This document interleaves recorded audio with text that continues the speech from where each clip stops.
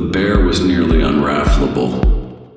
He had the lax attitude of someone accustomed to shitting in the woods, and I wondered, not for the 7th time, if boar horticulture were really the person hog to put in charge of staffing. Still, I got my U-bow out, and then eschewed it in favor of the sow staff. I bashed the bear until he bore fruit, and this fruit I bore to boar horticulture, my culturally haute couture cult leader and all-around top-notch slouch. He oinked to attention, and then gored that which I bore on his boar tusks with now evident ebullience, and I shred the night sky with my displeased howls. Oh, stuff a canoe with it and break an oar out of oak bones, Mr. Raffle Party. You rifling through my drawers seeking out strife like a lost wallet.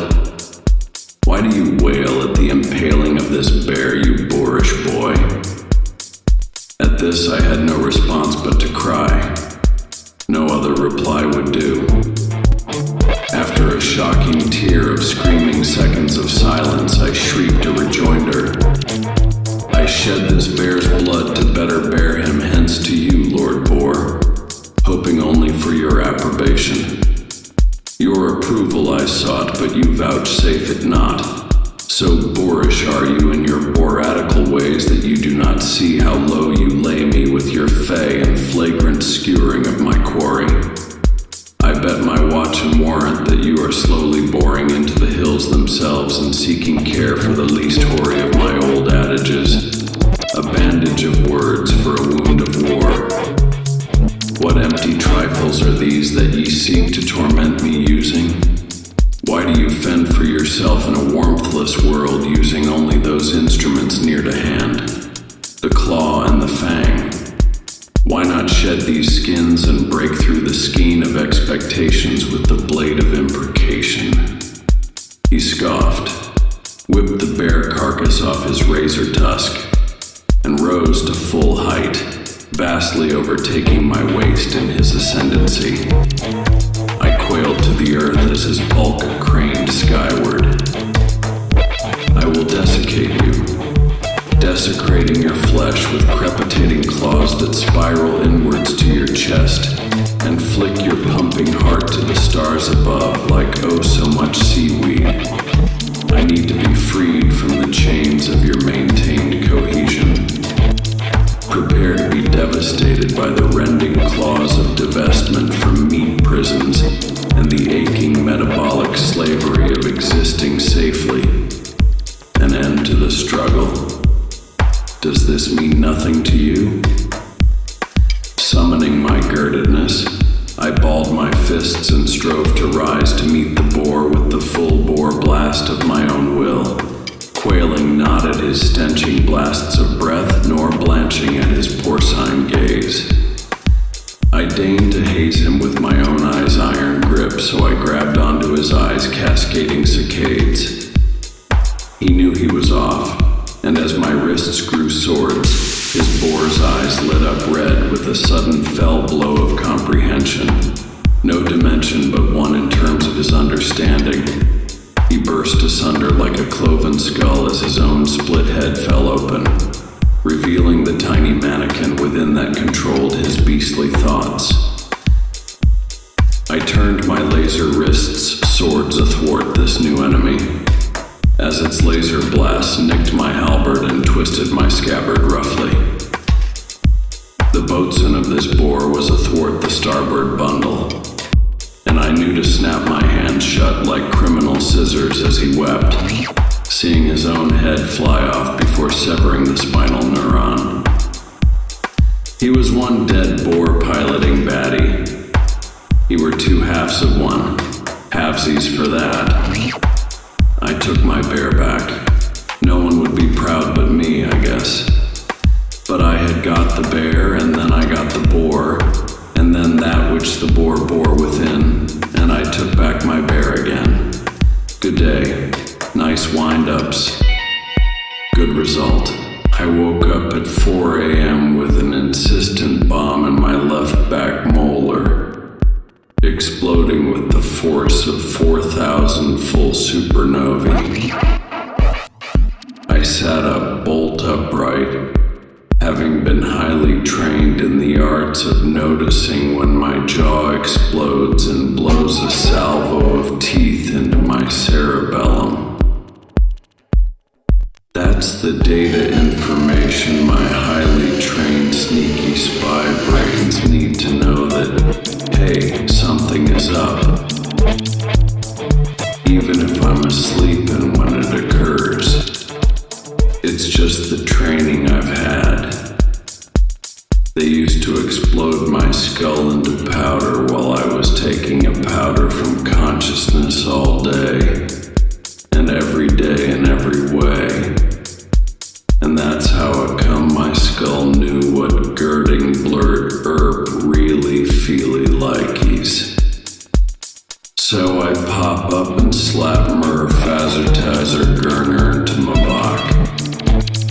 I take all the notes from the wire and slenderly wrap my forearms with copper tone that connects to plastique in a form of gruesome tumescent tusk contours.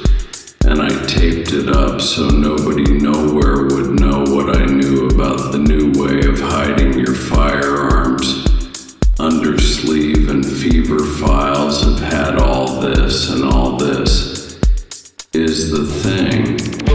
And that is just one version of it on the highlight reel of life that goes by your eyes in a flash at point of demise.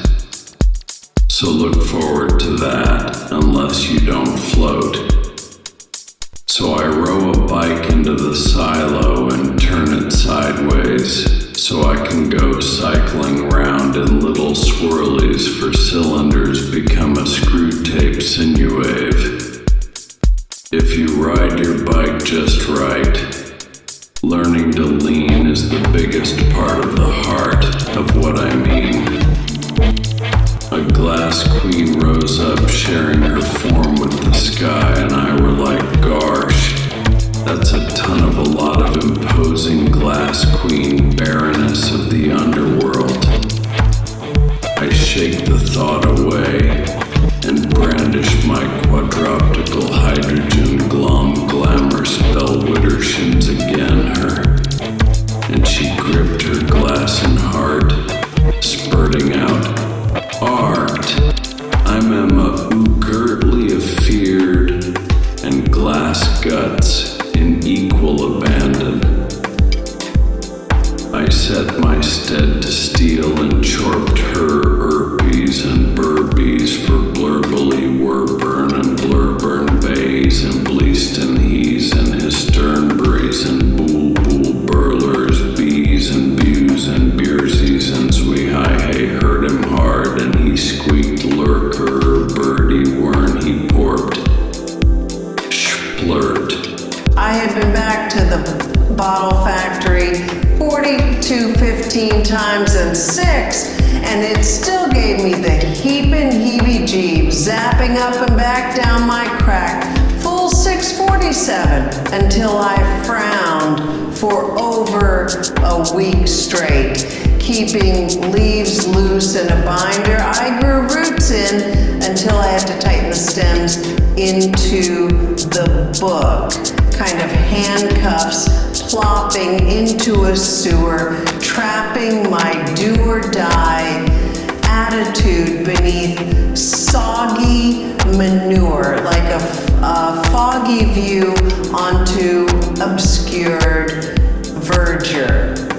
What a murderous strife bicycle, my wife recalled beseechingly towards a turret window just before a black widow spider crawled into the nearby eyelids of the damned, and we turned the channel. Who wishes to see such bleakness depicted so frankly? Only the ill among us, for certain. We curtained up the walls and nailed shut our floors for fear of the outstretched hand grasping us and dragging our helpless frames back to the beginning of the dungeon. What a thankless trudge that infinite straight line towards its own point of origin would be. What an empty sign of some kind of drudgery best left imagined rather than lived. What curtain unveiled would reveal some subtle truth about this most gross form of debasement. A yoga teacher or a yoga mat, a pogo stick or a full phlebotomy treatment done under by sinister hackers breaking into your blood type and holding cytoplasm itself for ransom. Which brings us to fresh off the transom, the crashing vulnerability of need and all the ashen commandments that pour forth thereof. What careerist doormat would I inhabit if I didn't accurately inform you of my weight-bearing formants, each displacement from the norm somehow formative but enormous? The later echoes of suspicious susurrations, certain to turn into magnified bellows from the bleeding soul later in life.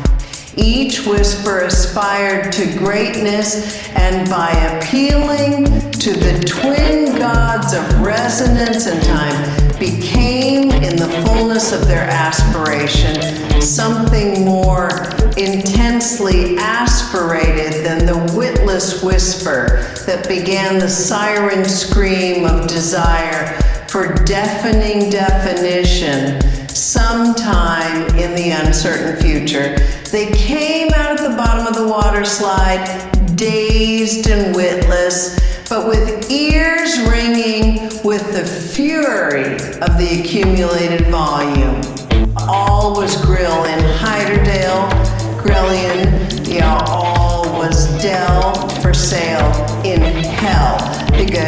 The boats now were ready to bear me hence, you know, and with a quick sharp pair of cuts to the grid of the fence, I sauntered through to the bobbing docks, really rather ready to board. Boat floats and water lifts, and so I boat the ocean wide to get my feet to the nether side. When I strike the shore, I scream, because I done soar this shore before it cues it's all abuzz with moidly.